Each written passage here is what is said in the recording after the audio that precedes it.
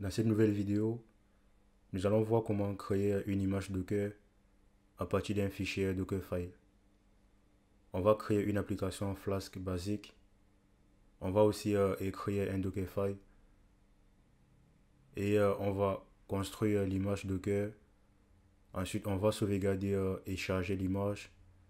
Et enfin, on va vérifier les images.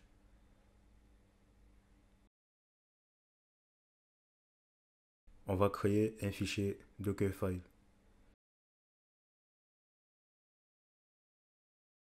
Avec From Python 3.9 Slim, on utilise une image officielle Python avec la version 3.9. Slim, c'est une version légère. Cela nous permet d'éviter une image trop lourde et avoir Python installé. Ensuite, avec workgapp, on définit le répertoire de travail dans le conteneur /app. Toutes les commandes suivantes seront exécutées depuis ce dossier. Ensuite, on a la commande de copy requirement.txt. Cela nous permet de copier le fichier requirement.txt depuis notre PC vers le /app dans le conteneur. Et c'est là pour installer les dépendances Python et Flask. Ensuite, avec la commande de copy app.py espace point, on copie le fichier app.py dans le répertoire /app. Et avec la commande de run pip install --no cache -r requirement.txt, on exécute pip install pour installer les dépendances.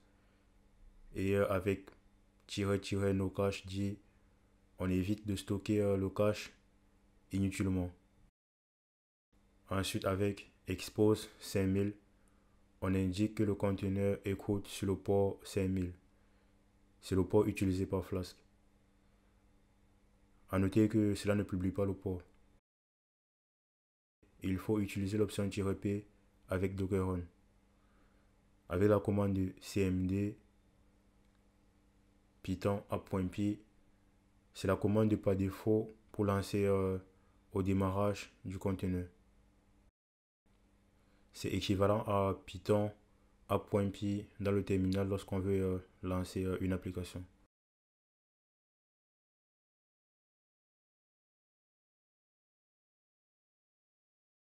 Maintenant, on va exécuter la commande de docker bull-t demo app 1.0 et espace point. Docker bull, c'est pour construire une image à partir du Dockerfile.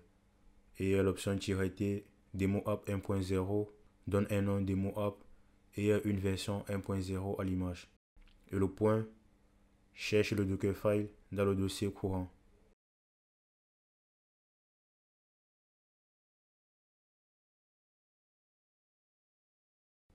Ensuite, avec la commande de docker image, on va afficher la liste des images Docker locales. On voit bien demo app 1.0 avec sa taille et son ID unique.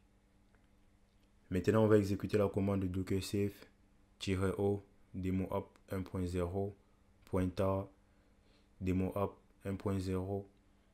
Cela va nous permettre d'exporter l'image dans un fichier pointar. Cela nous permet d'effectuer une sauvegarde pour transfert ou déploiement. Et aussi un partage sans docker up. Ensuite, avec la commande de docker load-i demo app 1.0 pointar, on charge l'image depuis le fichier pointar. On a bien le message qui nous confirme que l'image est maintenant disponible localement.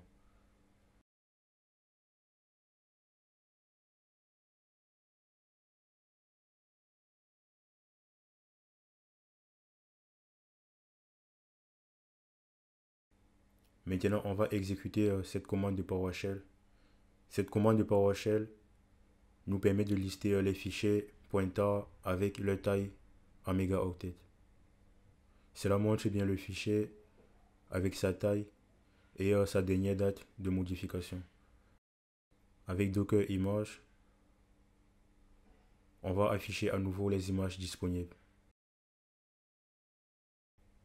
L'image est bien présente.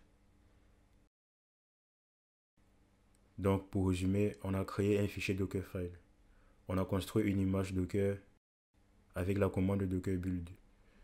Et ensuite on a sauvegardé et chargé l'image avec Docker Save et Docker Load. Et enfin on a vérifié les images disponibles avec Docker Image. Maintenant vous savez comment dockeriser une application, comment exporter et importer des images Docker.